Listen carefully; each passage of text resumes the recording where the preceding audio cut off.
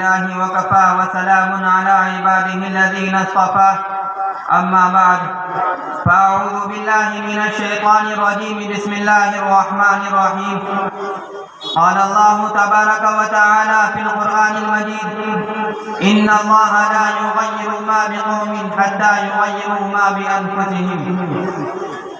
صدر محترم اور معزز سامعین کرام اور عزیز طلبہ، آج میری تقریر کا موضوع ہے ہندوستانی مسلمانوں کے زوال کے اسباب۔ یہ ایک ایسا دل خراش موضوع ہے جس پر مجھ جیسے کا کلام کرنا سورج کو چراغ دکھانے کے مانند ہوگا، لیکن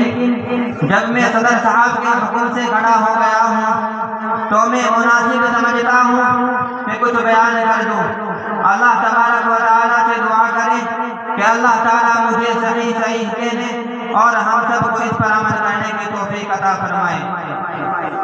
محترم حضرات، ہمارا وطن ہندوستان جو آج ساری دنیا میں مشہور ہے، آج طرح طرح کے مسائل سے دوچار ہے۔ مختلف تہذیبوں کا گہوارہ، قوموں کا مسکن، مختلف زبانیں بولنے والے اور قسم قسم کا طرز زندگی اپنانے والوں کا یہ وطن سرسبز و شاداب باغوں کا دیش ہے۔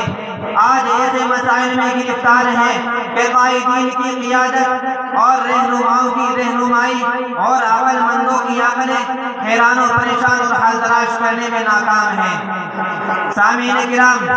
آج مسلمانوں کو اپنے وطن سے محبت ہے، اس کے ذرے ذرے سے پیار ہے۔ وطن کے مشکلات اور وطن کے مسائل اور دشواریوں کا مسلمانوں کو دکھ درد ہے، لیکن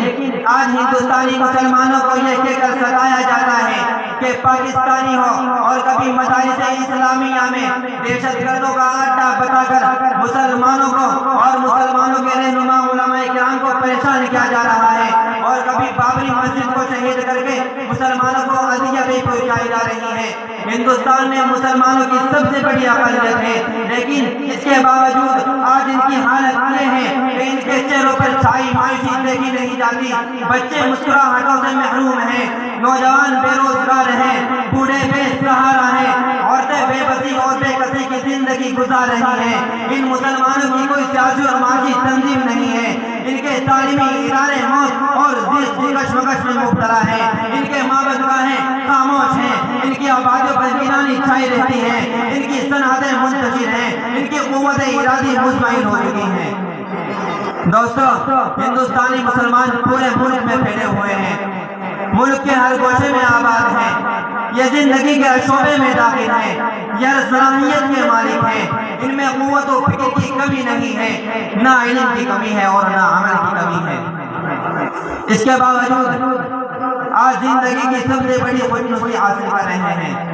یہ کھوکھلی ہنسی ہنستے ہیں، ان کی مسکراہٹ پھیکی پھیکی ہوتی ہے، یہ اکھڑی اکھڑی سانس لیتے ہیں، ان کے نوجوانوں میں جوانی نظر نہیں آتی۔ آخر ایسا کیوں ہو رہا ہے؟ یہی ہندوستانی مسلمان جو کل تک ایک عظیم قوت کے مالک تھے، ان میں بے مثال فکر تھے، ان میں بہترین ڈاکٹر تھے، بہترین دانشور تھے، بہترین ماہرین تعلیم تھے، سیاستداں تھے، حکمراں تھے، تاجر تھے، صنعت کار تھے، شاعر و ادیب تھے، ایڈیٹر و صحافی تھے، حکومت کے مشیر و صلاحکار تھے، افسر اور بابو تھے۔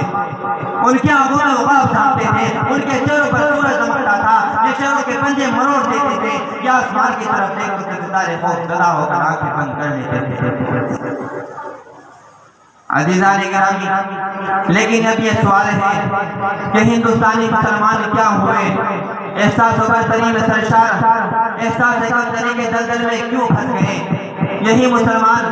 جو کل طوفان سے ہنستے کھیلتے ٹکرا جاتے تھے، آج ہوا کے معمولی جھونکے سے کیوں گھبرا جاتے ہیں؟ یہی مسلمان جو موت کی آنکھوں میں آنکھیں ڈالنا ہی زندگی سمجھتے تھے، آج موت کے تصور سے کیوں پریشان ہو جاتے ہیں؟ یہی مسلمان جو ان مصیبت کو مسکرا کر برداشت کر لیتے تھے، آج بعد سرسر کے معمولی جھونکے پر ٹھنڈی سانس کیوں بھرنے لگتے ہیں؟ ایسا کیوں ہوا اور ایسا کیوں ہو رہا ہے اور ایسا کب تک ہوتا رہے گا؟ یہ اس لیے ہو رہا ہے کہ ہم نے قرآن کے درس کو بھلا دیا، اطاعت خدا بندی چھوڑ دی، رسول اللہ صلی اللہ علیہ وسلم کی سنت سے منہ موڑ دیا۔ کسی شاعر نے کیا خوب کہا ہے، ایک مسلم حرم کی پاسبانی کے لیے ایک ہو مسلم حرم کی پاسبانی کے لیے نیل کے ساحل سے لے کر تابقہ کے کاشغر، جو کرے گا امتیازی رنگ و خون مٹ جائے گا، جو کرے گا امتیازی رنگ و خون مٹ جائے گا، ترک فرغاہی ہو یا عربی اعلیٰ گور۔ نسل اگر مسلم کے مذہب پر مقدم ہو گئی، نسل اگر مسلم کے مذہب پر مقدم ہو گئی، مٹ گیا دنیا سے تو مانند خاک رہ گزر، تا خلافت کی بنا دنیا میں ہو پھر استوار، تا خلافت کی بنا دنیا میں ہو پھر استوار، لا کہیں سے ڈھونڈ کر اسلاف کا قلب و جگر۔ اور کسی شاعر نے کیا ہے خوب کہا ہے، جس گھر کو آگ لگ گئی گھر کے چراغ سے۔ اس زمانے میں سے مسلمان جو حکومت اور مسلمانوں کے سامنے اپنا نمائندہ و لیڈر پیش کرتے ہیں، وہی مسلمانوں کا استحصال کر رہے ہیں، انہی کا تو مسلمان زیر و زبر ہو رہے ہیں، کاٹے دھولی کی طرح کاٹے جا رہے ہیں، انہی کا تو رسوائی ہو رہی ہے، انہی کا تو مسلمانوں کی بہو بیٹیوں کی عصمت دری ہو رہی ہے، انہی کے ناپاک ہاتھوں سے ایمان والے مظلوم اور معصوم مسلمانوں کی میت بن رہی ہے، تجدید و تکفیر ہو رہی ہے۔ نوجوان ملت قرآن شاہد ہے کہ روز اول سے ہی خدا نے مسلمانوں کو امامت کا مذہب سونپا ہے، اسی لیے خدا نے مسلمانوں کو قرآن کریم عطا کیا ہے، جس کی روشنی میں ہم یہ کہہ سکتے ہیں کہ ہندوستانی مسلمانوں کے پاس جو کل تھا وہ آج بھی ہے، ان کے پاس قرآن کریم کل بھی تھا اور آج بھی ہے، اس دولت میں کوئی کمی نہیں آئی ہے، ان مسلمانوں کے رگوں میں دوڑنے والے خون کے رگت میں کوئی تبدیلی نہیں ہوئی ہے، لیکن افسوس ہوتا ہے کہ اس کے باوجود یہ منتشر کیوں ہے، ان کو یہ احساس کیوں ہو گیا ہے کہ کمزور ہیں، ان کے جلال و جمال میں کمی کیوں آ گئی ہے، ان کی آنکھوں کی چمک ماند کیوں پڑ گئی ہے، ان کے رخساروں کی تابندگی مایوسی کی سائے میں تبدیل کیوں ہو گئی ہے، ان کا ماضی کیسا تھا اور حال کیسا ہو گیا ہے۔ آخر یہ مسلمان جو سربراہی کے لیے پیدا ہوا تھا آج اپنا سربراہ کیوں تلاش کرنے لگا ہے، یہی مسلمان جس نے کبھی دریاؤ سمندروں پر حکومت کی تھی، یہی مسلمان جس نے کبھی صحرا اور بیاباں اپنے زیر نگین کیے تھے، یہی مسلمان جس کے حکم کی تابعداری جنگل کے بے زبان جانوروں نے کی تھی اور مشرق سے مغرب تک اور جنوب سے شمال تک کی ہواؤں نے کی تھی۔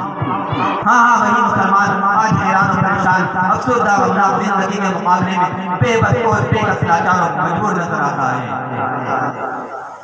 حاضرین مجلس، آخر مسلمانوں کو ایسا دن کیوں دیکھنا پڑا؟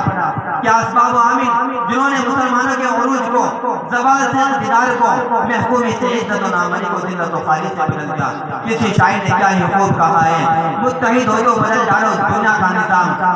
متحد ہو تو بدل ڈالو دنیا کا نظام، منتشر ہو تو مرو شور مچاتے کیوں ہو؟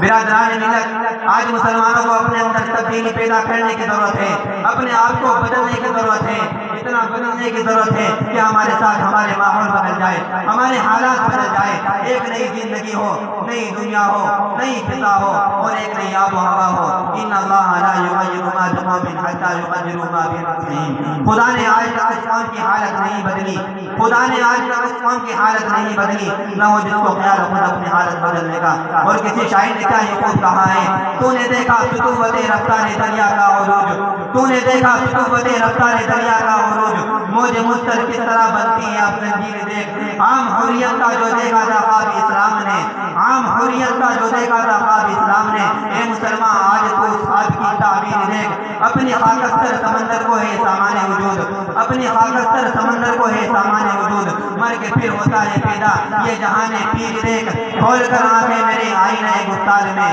کھول کر آنکھیں میرے آئینہ گفتار میں، آنے والے دور کی زندگی سے ایک تصویر دیکھ، وما علینا من البلاغ۔